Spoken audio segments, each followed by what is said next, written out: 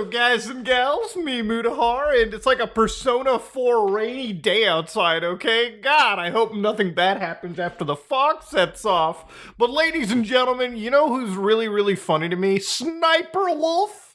Now, for those of you who don't know who Sniperwolf is, a quick idea, she's one of the largest channels on YouTube, 34 million subscribers, okay?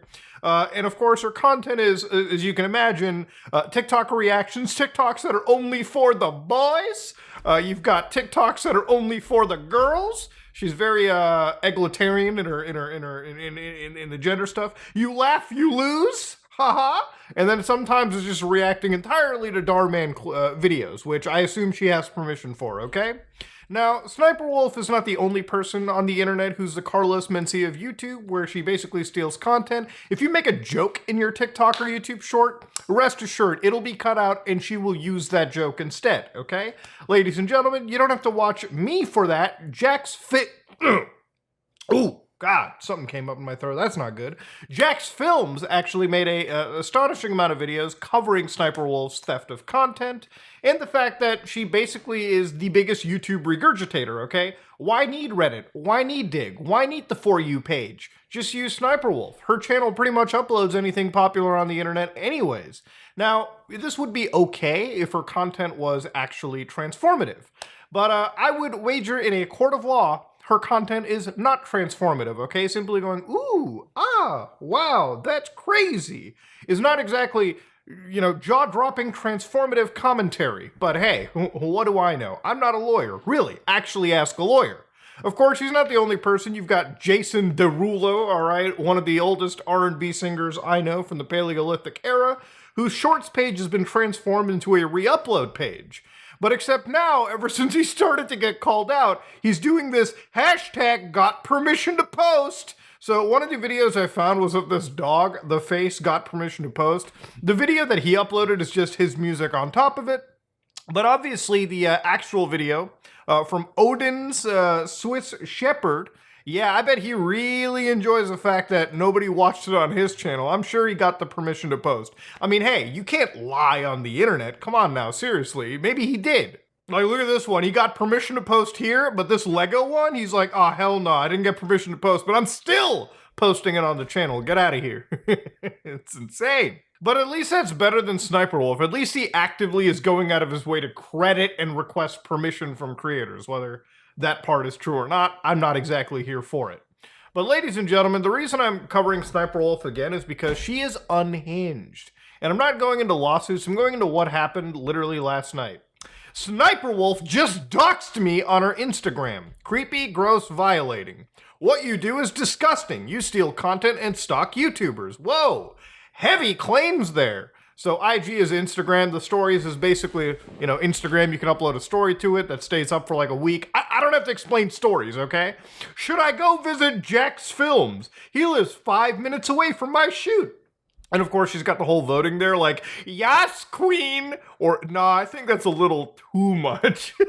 And of course, you can see that's her account. I know this is her account because this was up there for a brief period of time and she showed it. Now you might be like, okay, Muda, how is that like doxing? Come on now. She's just saying, should I show up to a YouTuber's house? Which is messed up, but this is where we get into doxing.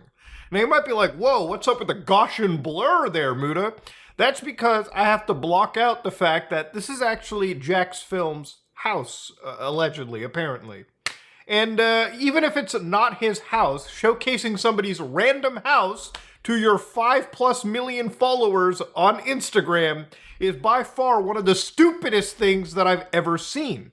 It's not only just a gross escalation, because here's the thing. People criticize other people on the platform. I get criticized all the time. You get criticized. Everyone gets criticized. It's the way of life. Logan Paul, for all my faults with him, keeps it on the platform. I don't see him showing up to people's house out of nowhere, okay? He doesn't show up to the front door, you know, acting like a badass. The reality is he's too busy, obviously focused on, you know, taking care of the Crypto losses. But the point is, Logan Paul stays off. Sniperwolf, she pulls up to your house, it seems like, ops, you want to summon Sniperwolf like Bloody Mary? I guess you just say her name a few too many times. She pops up in front of your place. But then again, don't worry. What I might have said was possibly defamatory because according to SSniperwolf, accusing me of doxing is defamation, okay? Somebody needs to open up a Merriam-Webster once in a while. I have no idea how to dox. He literally posted his address on Google and said I threatened him and doxed him. First off, who posts their address on Google? Do you have any proof of that statement? Because that might have been defamatory in a way too. How can you say that he did that? I don't even believe Jack has ever done that. But again, the idea is, yes, maybe you didn't exactly post his address. You were just outside his house posting the front of the house, which contains a house number, and people can obviously locate that location. Every YouTuber that I've ever talked to, even people that come on our podcast, will oftentimes ask for us to edit out the city they live in, because it can be that creepy. I try not to give out my address, okay? Because it can be dangerous. People can show up to your house. People can do something wild. People can be like SSniperwolf. Yeah, you knew what you were doing. When you show his house to 5+ million people on Instagram stories, you know exactly what can happen, all right? You're a creator that's been on this platform long ago. You open them up to actual real-life harassment and real-life trolls showing up, which is never okay. He brings up the fact that, like, oh my god, this is obsessive behavior. Yeah, because he's covering the fact that you constantly re-upload other people's, TikToks, content, and he sits down and credits them. It's insane. You can play bingo with how repetitive your content is, with how much you freeboot. Now, SSniperwolf's rationale for showing up was, this creep has been harassing me for months, then plays victim, saying I threatened him when I just wanted to talk to him. If all criticism is harassment to you, because literally Jack was the nicest creator to you, okay? Anybody else would have probably had a heavier hand, but yeah, he was literally just sitting there talking about your content theft. He did what you didn't, actually put a spotlight on the creators you were stealing from. What had happened over here was you said that you wanted to talk to him. So how is showing up to somebody's house just being taken as... If any other person did that to SSniperwolf, if any of the guys did that, if a guy did that to her, all right, I'm not trying to make this like a sex thing, like a gender thing. At the end of the day, I don't want to push that narrative, but the idea is there is a double standard over here. If a guy did that, they would instantly be removed off of the platform. Honestly, as they should. It should not be different for one of YouTube's favorite, female creators on the platform. You're showing up to some other person's house unannounced, putting their house on blast on social media, you should be removed from the platform. That is dangerous uses of your platform. I have no ill intention. How is anybody supposed to know that? Anybody that shows up to my house, I'm going to assume they have ill intentions. It's so sad when people have to constantly create drama to pay their bills. I hate it when people say this shit is drama. I know that some people say, Muda, you cover the drama stuff. This is not drama to me, okay? I always look at things with an exterior lens out of it. For instance, the reason the SSniperwolf stuff interests me is not because of the drama that's associated with her life or the people around her. It's actually because of her content stealing, because I think of it from an exterior lens. What happens when people like SSniperwolf become prominent on the platform?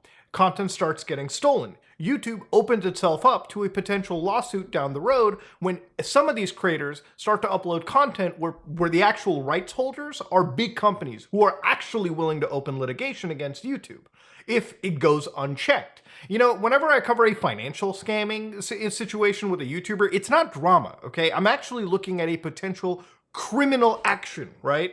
When people are faking debts, I'm looking at serious criminal actions. I don't care about the interpersonal relationships of people. That's fucking drama. I don't care. I only care about when it gets really bad that it could start affecting the platform or when criminal shit is happening. That's really the only thing. If you conflate all of that to drama, or even if you tell me, oh, Moody, you just cover the drama stuff, then you're being very, very immature, okay? That's just all I'm gonna say. Simple as that. Now, it wouldn't be something too. SSniperwolf has also been promoted by YouTube a couple times. One of the most famous tweets that you've ever seen is, where does SSniperwolf get video ideas? From fans. There's clearly some favoritism that goes towards her on the platform. Obviously, she's one of the biggest creators up there. And ladies and gentlemen, one thing that I have to bring up is she posted Jack's house on Instagram Live. YouTube has a policy about off-platform behavior. They call it creator responsibility.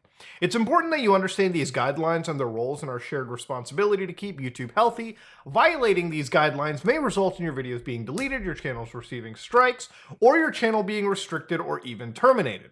So again, they even talk about when, as a YouTube creator, you should remain responsible both on and off the platform. If we see that a creator's on and or off platform behavior harms our users, communities, employees, or ecosystem, we may take action to protect the community. So again, this is it. Here's some examples. Intending to cause malicious harm to others.